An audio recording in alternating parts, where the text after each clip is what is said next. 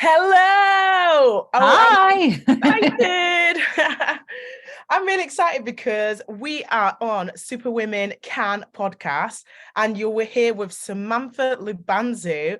I'm really excited because we have a very, very, very special guest, and her name is Elizabeth. I can't wait to her to do her formal introduction. But before I do, let me just remind you that Super Women Can podcast is being created. It has been created for women of color to accelerate in their careers, spinning lots of plates all the time. We're being told so many negative narratives that we cannot get past this glass ceiling. In fact, it's a concrete ceiling for us. And we are here to say, yes, you can. And in fact, super women can. And you are one of them. Now, this amazing superwoman who's joined us today is not only a superwoman, she's also an ally, and she's incredible. What she has done has completely shifted the narrative, and I'm excited for her to introduce herself. So, Elizabeth, introduce yourself, please. Hi. Thank you so much for having me today. It's such a pleasure to chat with you and be on the Super Women Can podcast. So my name is Elizabeth Willetts, and I run a job board recruitment site and community called Investing in Women, which helps people find flexible part-time or work from home jobs with forward-thinking employers. And we also have a brilliant community around that and host weekly Facebook, LinkedIn Lives with experts on various topics, all aimed at empowering predominantly women in the workplace. But obviously anybody can join, anybody can watch to achieve, their full potential at work and live their best lives. Wow. Amazing. And did you hear that? There was a few key things in there that really kind of stuck out to me. And first of all is women of color, as we know, we've been told so many different narratives, but the actual truth is that we do have a lot more to carry. We may be, extra caring responsibilities. We may be the ones as women, we have that much more anyway, but there is a little bit of a difference. Now, what's really amazing about what you've done, what you've created, is this piece about flexibility. Tell me a bit more about your business and investing in women, because it is fabulous. Oh, brilliant. Thank you. Well, my background's recruitment. So I joined the recruitment industry in 2007 and I've worked my way up. So I started working at Hayes, obviously a huge recruitment agency, recruited accountants into banks before moving into HR recruitment, and then moved in-house to one of the big four and recruited their consultants. And I was made redundant, like so many people during the height of the pandemic in 2020. And at that point, I'd got two little girls and it was the end of my second maternity leave. And I just couldn't get a part-time job. Every time a recruiter, called me or I applied for a role and I asked, will they consider part-time? They said no straight away or ghosted me. And I could just see what happened. I wanted part-time. I'm not even going to, it wasn't obviously childcare was a big issue as it still is, but I actually really wanted to be part-time. I'd really struggled to have my first little girl, and I had IVF to have her, and I had no desire at that point when there was so little to work full-time and miss out on what I thought were going to be a lot, key milestones in that period of time before they started school. And I could just see what happened to a lot of my friends where they'd had to exchange something that was well paid, they trained really hard for, a career that they loved, something a lot lower paid, a lot lower skilled, in exchange for that flex. And I saw it then, I still see it now. I think that is the lack of flexible and part-time opportunities on offer is still a huge contributory factor for the gender pay gap, because there isn't enough women that are staying in work in those senior positions and then moving forward into those leadership positions. I absolutely agree. And I think not even just flexibility, but to have a company who's flexible in their mind and saying that a woman's got extra responsibilities. She is going to finish at 5 o'clock even. Some of them want you to have this discretionary extra hours, and it's not possible for us. And I agree.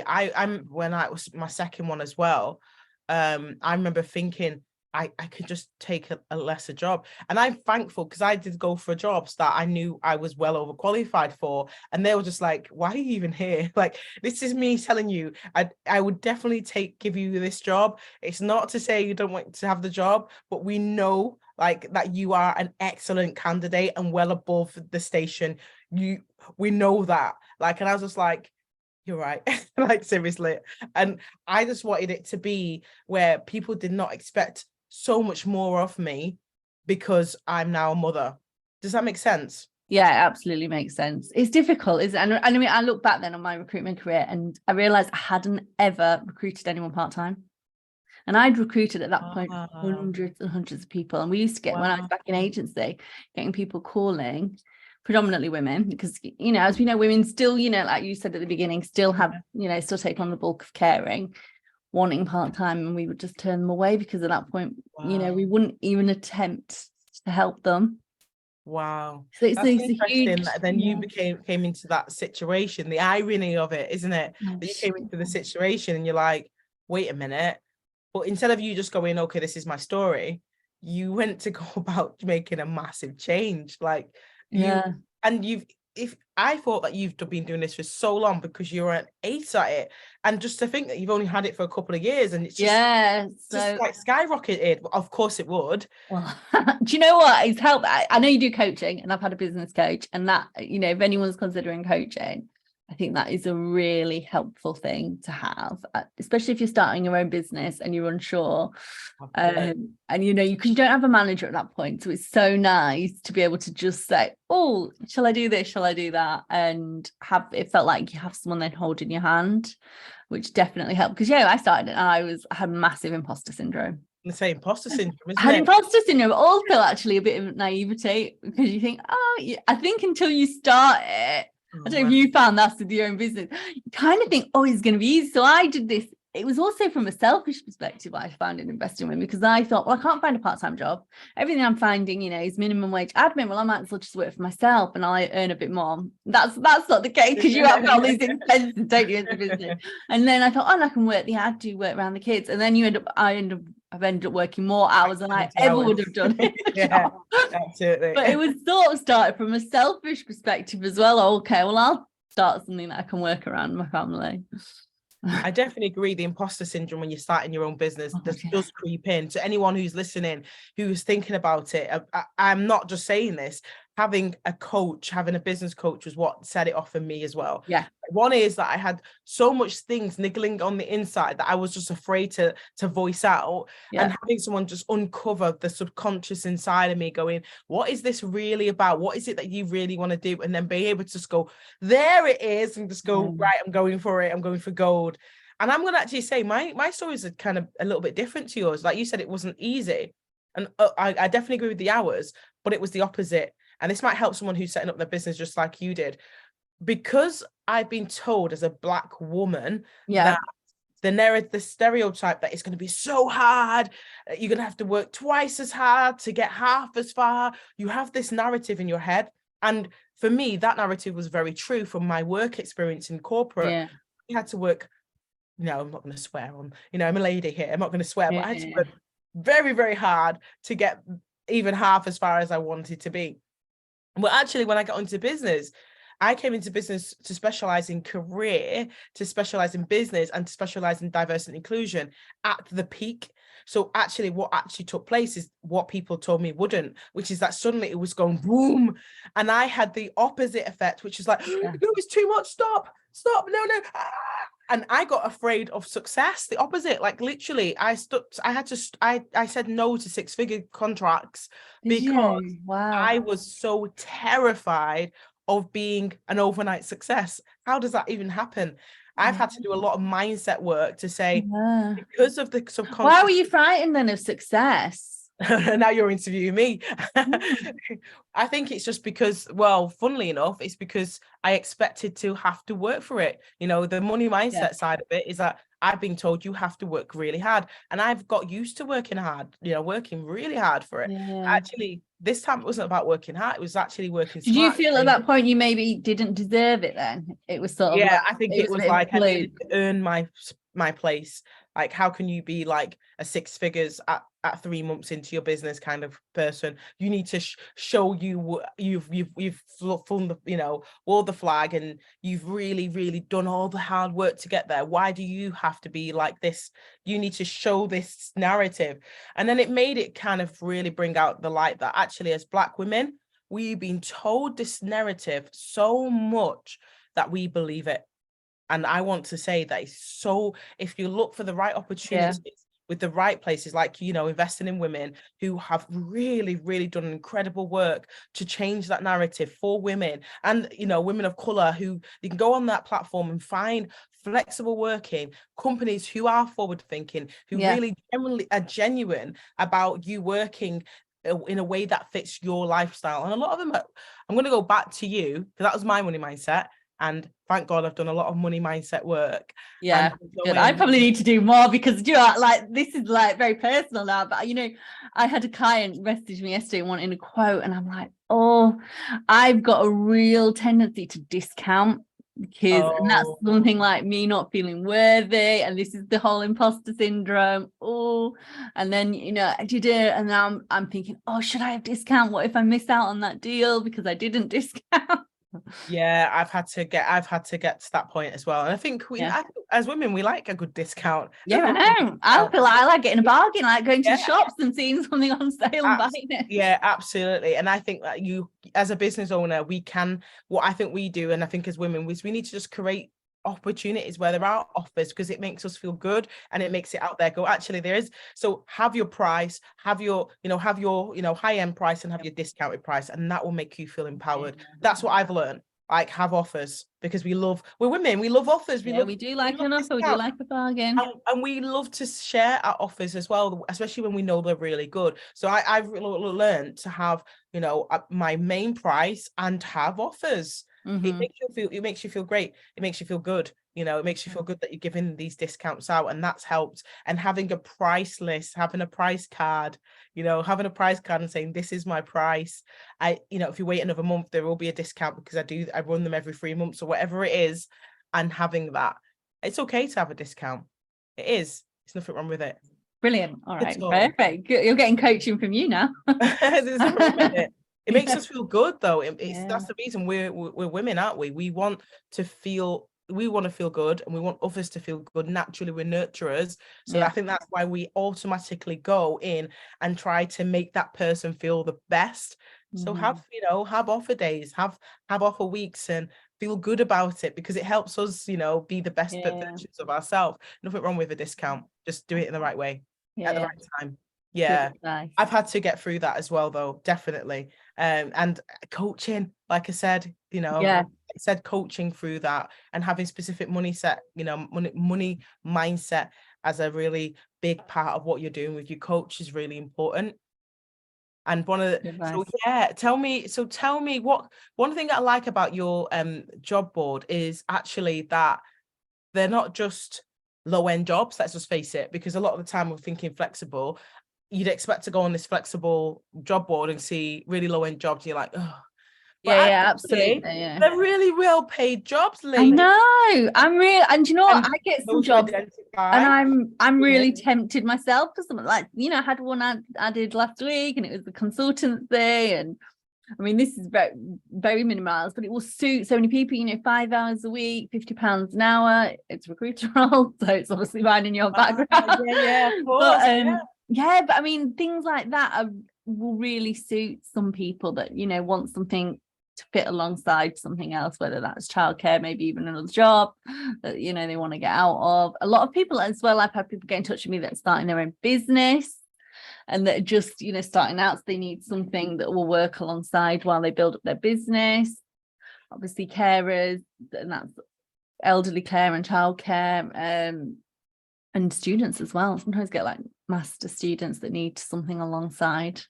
Yeah, and you've got legal jobs, legal jobs, I have marketing jobs, I've got loads of accounting jobs, HR jobs, sales jobs. I said the recruitment job. I think what else has been added recently. Yeah, I mean, there's new jobs that are added all the time, like data jobs, compliance. I think I might have said compliance, but yeah, really well-paying jobs. Oh, really well-paid jobs, like up to 300,000, like FTA. I mean, I was looking at one. It was like 100K, and I was like, this is what we're talking about. Especially women who have got, are successful in their careers. They go on to have children, as we do. We're doing it more later in life now. Yeah. And then we've been told now you've got to give up your career after we worked so hard. So your job board gives everyone that platform to say, I don't have to give up my dreams, my desires, and where I believe I'm meant to go in life, and my hard work. I can actually still have a career. And you've actually sent me consultancy work through there. And everyone, you literally go, I think this is perfect for you. This is a consultancy opportunity here. And everyone you've sent me, I'm like, this is actually perfect. And I've got those consultancy roles. So I'm personally grateful. Oh, good. I'm pleased. Too. So I literally wait for your little email that you DM me. You literally, the thing about you is you kind of match. I'll have to DM you the role I've just referred to after this. Oh, excited. There you go. She's already in the making. I'm hiring you. And I think one thing that you don't do, it's not just a job board. You really connect with those that you connect with women, and well, actually, I've got all these different women that are on my platform, and what do they do? And you get to know them. Yes, and it's not really, you don't really need to do that, but you do, and then you connect them together with the role that suits. And I think that's quite powerful, because you've got how many followers? You've got a big following now, but you still go out of your way to make connections, and that, I think that's powerful. You're a powerful, force, a powerhouse, and it's very unusual. I mean, who goes to Reed job board? Let's face it, sorry, Reed, but I've never connected with anyone on Reed ever. No, ever. I just do it because I think I was getting so many messages from candidates, and I knew what they were feeling, because it's how I felt, and how you probably felt, and how all my friends have felt, and they don't want to feel like they're having to leave their kids all day every day in nursery, and I really can feel that in their messages, and I want to help them, and I want to say, no, you don't have to do that. There are some jobs, and there isn't always enough jobs, as we know. There needs to be more jobs that offer flexibility, and more companies that consider it. And it's obviously quite worrying what's happening at the moment with a lot of companies that seem to be backtracking on flexibility. Hopefully they're not advertising with me, so we can talk about that. But so when BlackRock, for example, last week said, we want everybody back in the office 4 days a week, then what happens? I get loads of messages from people working at BlackRock. Well, there you go. So it just goes to show that if companies do not make the stance to actually become more, flexible, it's diversity, inclusion that is at its heart, isn't it? And the chances are that you're going to lose people, and we know that it's proven time and time again. Who you're going to lose is the ones that you're working on the most to accelerate in your businesses, and it's women. I know, and Black women. So you're already losing talent already just by creating a forced workforce. People have got so used to working from home and having that flexibility. And I must say, I came from a HR background in the bank, in finance, and I always had the opportunity to work from home when I wanted to, go in the office when I wanted to. It was always like that. When the pandemic happened, I was pregnant anyway, but when people were like, oh my days, we've got this opportunity, I've always had it. So I knew that it was such a beneficial thing to have the choice. And I felt like I worked better at home. There was no distractions, there was no little coffees here. There was no extra toilet breaks where people are just, can I just grab you for a second? Oh, God, can I just get your sounding board for a moment? You focused, so you end up being so much more productive at home. They're losing out big time, forcing people into the office. There is an element of collaboration, and I agree with that. Getting people in once a month or thereabouts is fine for the collaboration piece, but it doesn't need to be every single day. No way does it need to be every day to be a successful organization. So wow, I know. You mentioned something before, and it's something that I resonate with, and I think we should talk about it. And you said that you had IVF. Skip over that. So tell me your backstory. What has driven you in life, and especially talk about your IVF journey. IVF, I mean, mum, so we are IVF mums. IVF mum, and you know what? It's even now. I don't know if you still. Was it your daughter, or I can't remember which. Was it Amelia? Yeah, that was IVF. Yeah, and even now, do you just look at her and think, oh my God, it's like incredible. And now my daughter, she's 5 now. I don't know how old yours is, but she's starting to ask questions, so she knows now that there was a doctor, and I've told her the doctor's name, and because it's like, it's a bit different, isn't it, how you you broached that, and she's like, so what was the doctor called? But anyway, yeah, so I wanted kids. I've always wanted kids. And it's something obviously you think is going to happen, and as you do sex education at school, don't you? And it's all about how not to get pregnant, and then you think, oh my god, you're just going to have sex once without protection, and then you'll be pregnant. And yeah, so I remember the first time we started trying, and then I came on period, and I was really shocked. If you felt, I was like, what's going on? What's happening? This wasn't meant to happen. I thought it was really easy. And then we ended up trying for 4.5 years before we had my daughter, and before we fell pregnant with my daughter. And do you know, it was the hardest thing I've ever had to do, those 4.5 years. And they were horrible. And we had a miscarriage during that time. We were about 2 years in and had the miscarriage. And yeah, and like even now, that changed me. And actually, I look back and I didn't like who I was as a person during that point, because I became really bitter. I was very jealous. I'd see someone walking down the street that was pregnant, and it felt like someone had punched me in the gut. And I became very withdrawn. And yeah, so I feel so lucky that I had my children, because I always say to them, even though I gave you life, you gave me my life back. Oh, that's so I just think I wouldn't have been the same person.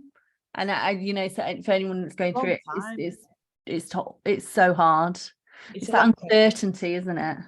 Yeah, it's a long time. So for me, it was a decade, so a long time. And I think mine was a little bit different, because I have a bit of an ability. I have a sixth sense. Yeah. One of the sixth senses, I'm a woman of faith, so I'm a Christian, and I believe that I can hear messages sometimes. And I had a message for myself, which was that I wasn't going to have children until all my friends had children. Like literally all my friends. You'll see all your friends. I got this message. You're going to see all your friends having children before you even get pregnant. And I was quite young. I met my husband when I was 19. Very young. And we wanted kids, quite early. We got married and we wanted kids. And I was like, none of my friends are even trying yet. So I'm like, come on, hope and have children. Come on, when are you gonna have them? So I was the opposite, because I had this message that I felt like other people were gonna have and be. I just wanted them to be happy. I wanted them to have children, hurry up about it, because I knew that the message was have children. Once that I see them having, I will have mine later. And that's exactly what happened. All my friends had kids. Did you never have any doubts at any point? Yeah, I did have doubts, of course. Even as a woman of faith, I did have doubts, but I still trusted the process. I trusted that it's going to happen at the right time. I just didn't know it was going to be 10 years. And what people don't talk about, I guess, is the fact that it's not just 4 years. 4 years might feel like, well, it's 4 years, but for a woman, we have every single month. We have, a very small window every month. Yeah. And that small window then goes down to days. Then it goes down to a couple of hours. Then it's only one day. And then we have the cycle of waiting for 2 weeks. Yeah. And not drinking things. Yeah, even like I got to the point where being hopeful for your hopes to be dashed. And I counted it worked out as over 100 failures, 100 times hearing the answer no. And that no is, rejection of not conceiving over 100 times. 100 times is the amount of times I did not have a period. I did have a period. Yeah. Because we have to feel it every single time. It's a lot. One of the things is I had 3 miscarriages during that time. So I understand that having the hope and going, oh my days, it's here. Yeah. And you plan, don't you? Ripped out of you, like being ripped out of you is the hardest thing that I've ever had to enjoy in my life. One thing that I did though is, and if anyone's listening and maybe I don't know what you did, but there is ways to cope. One of the things I did is I did not put my life on hold. Yeah. Traveled the world. We bought our houses as if we're going to have a big family. We bought a massive, big 4-bedroom house. We was only me and my husband. We bought a big car. And anyone asks us why we're buying these things, we're like, we're believing we're going to have children that's going to fill this house. I mean, my living room is huge. And people go, wow, this is a massive living room. And I was like, well, when my kids come, it'll feel like it's tiny, which it does now because I've got 6 kids who track it downstairs. And I'm like, yeah. So I had different ways of coping, so I can understand. What did you do to cope through what is quite a difficult time for a woman? I mean, It was difficult because I probably don't think I cope very well. And I think that a lot of my decisions, are made we did go on holiday, but a lot of it in the back of my mind was, I don't know if you felt this, will I be pregnant then? What if I get pregnant? Yeah, what if I get pregnant? Oh, what to do? To that, isn't there? So I think we booked holidays, but maybe a bit more last minute, just in case. In case. So it's maybe not planning so far ahead. And then we did the opposite of you, because we'd bought a big family house just as we got married, and then I actually left recruitment for a little bit because it wasn't very family friendly, I could see at that point. I mean, it's still an agency, not very family friendly, but and set up my own business thinking, oh, I'll be able to have a family. It was not doing recruitment, it was doing, I don't know if you've ever had any colours done where people tell you what colours to wear. I love that. Do you do that? Did my that, days, yeah. That's amazing. Didn't I get it now. I have had my colours done. Yeah, I did that, and I thought I'll be able to do this all around family, blah blah blah, and then it didn't come, and then found it very hard because I'd have people come to see me, and I had a little studio at home, did it from home, and they'd be saying, oh, do you have kids, and do you want kids? And so then I went back, so then we sort of then decided to live our life like we wouldn't have kids, and then we moved back to London into a little house. I went back to the office, and then it still took a couple of years, but actually living like we didn't have kids, and then eventually it did happen. But and then just go back up again. Yeah, it is very difficult. I think one of the things I did do was definitely the holidays, even though we had them, I did used to think let's plan it a little bit more close to the time, just in case. I'd never do it like a year, because I felt like that was not operating in favor, or I had to cancel it or I'd lose my money. So I did used to do it, but I thought to myself, I did take some big risks. One of them, I lived in France without my husband. So I was like, well, this is not going to happen, is it? I lived in London without my husband so that I could advance my career.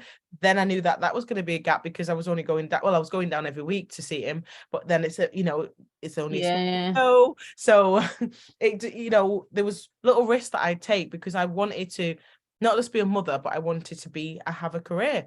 Put anything on hold. So yes, it was still extremely I've never felt any pain like it, but I got into a habit of really wanting to have the best for others and see the best in others. Yeah, I think you coped with it better than me, because you sounded like, because my cousin, she's about to go through IVF, and actually I admire her because she comes and she's really nice with my kids, she's nice with my brother's kids, and I think you're coping with it a lot better, because I would have found that too painful.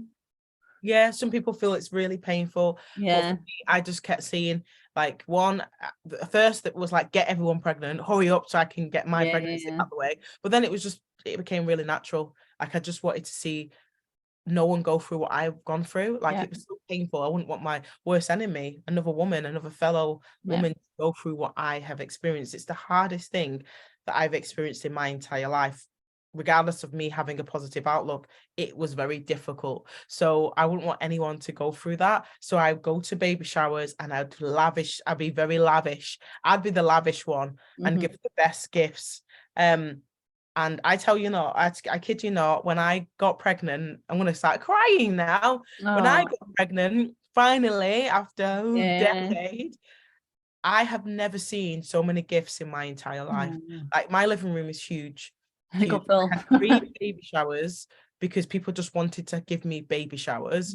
I had to say no to some people. Like, you're gonna have to attend one of the other 3 I've got. Like, seriously. I'm like, no, what a special one.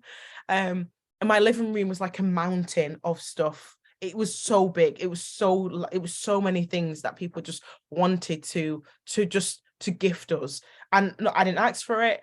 I didn't expect it. But because I had so many visitors, I had thousands of pounds in gifts. I've never seen anything like it. And people just saying you were there for me, like, oh, I'm gonna cry. And I did it not for that. I generally didn't. I just didn't want people to go through what I went through. And I just was so blessed afterwards, not knowing that was going to be the outcome. Like all my other kids, I never needed anything else because I had so many. I've got 6 kids and I'm still using the stuff from when my first daughter was born. I never needed to have any other baby showers. I didn't have any baby showers for any of my other kids after that, because I didn't need any, because I have everything, literally. Yeah. You know what? That's just shown how powerful the female community is, though. Yeah. And I also think just about the gift of giving, whatever that is, whether it's a nice word, whether it's if it's a gift, And we talk about the gratitude and that pay it forward, and that I just feel like it has a way of it working its way back, where I don't know how or when it's going to come back, but just having that kindness, and even when you feel like, sad for you but happy for them. That's what I used to say. I'm sad for me, but I'm so happy for you. But I think you've gone on a journey. It's hard, but I'm so glad that you now have 2 children. Were both of them IVF? No, second one was like surprise, just natural surprise, which is mental. Amazing. Well, that's absolutely crazy. Sorry. How many months? What was the There's time? 19 months between. So I was pregnant when my eldest was 10 months old, got pregnant. She's just mental. Like after all that time, you think, God, felt like, and it still feels like to me even now, because I was trying to, obviously my cousin, she's about to do it. So we were chatting about it the weekend. I was like, even now, I still feel like it's the hardest thing ever to make a baby. Like, and that's me now having had 2, because I'm like, just don't know how you do it. And I still feel like, I think it would honestly be easier to learn rocket science and how to build a rocket and send a rocket into space than to make a baby. But then the second one's so easy, and it's so weird, isn't it, how life works? Yeah, and they are little miracles. And they do say that, like for us, so our first one, Eliana, was IVF, and then I had 5 more naturally, including twins.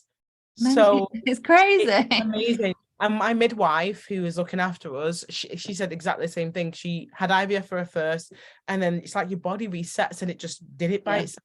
Oh, this is such a great episode. Whoever's listening today, I'm hoping you've got some really good nuggets, especially if you are.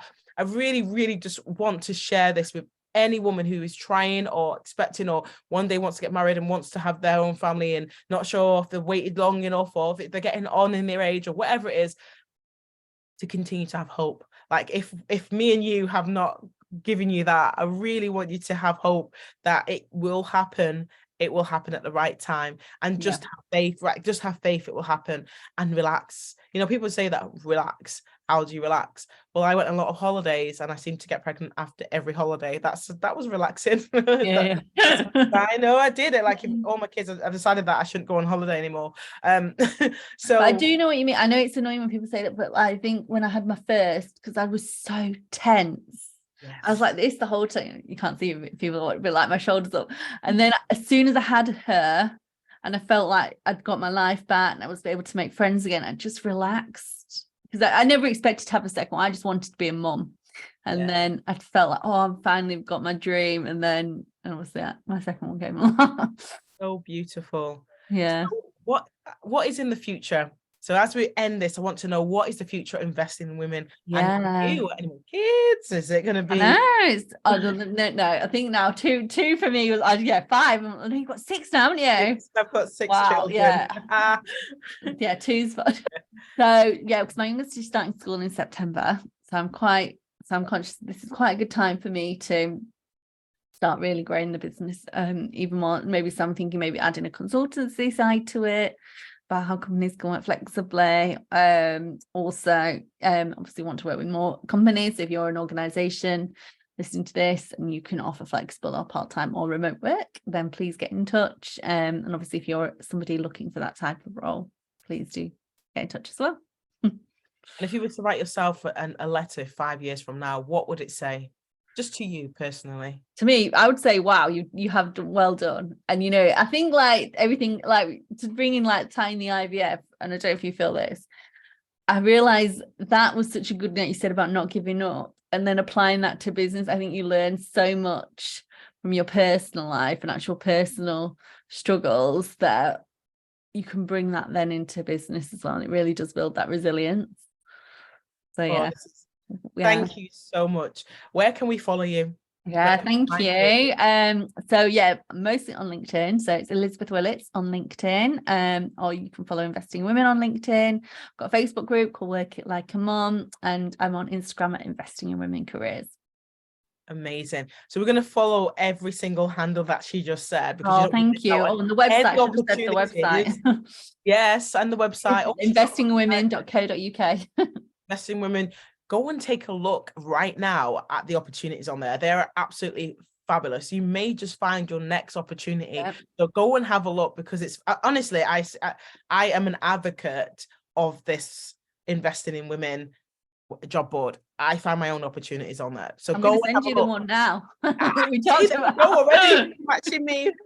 Okay, so I'm going to say a big thank you. This has been amazing. And thank I know that it's you. going to touch a lot of points. So just before I do go, if anyone at all has felt triggered, and I do hate to use that word, but if anyone's felt triggered at all, who wants to DM me personally, who wants to DM Elizabeth D, I'm sure she won't mind me saying this at all, or who just wants to reach out, I'm going to leave some little, as well as the contact details on here, I'm going to leave some things down below for you just to connect with other women of this, if you're going through your own struggles with baby loss or IVF journey. I'm going to leave some of the nuggets and things I reached out to along the way, just in case you need it, or DM me. You know, I always reply. It's always me, by the way, and I always reply, and I'd love to have a conversation. And I'm sure Liz wasn't mind, as she says, she gets and nurtures her audience as well. So have a great time, and thank you for joining the podcast.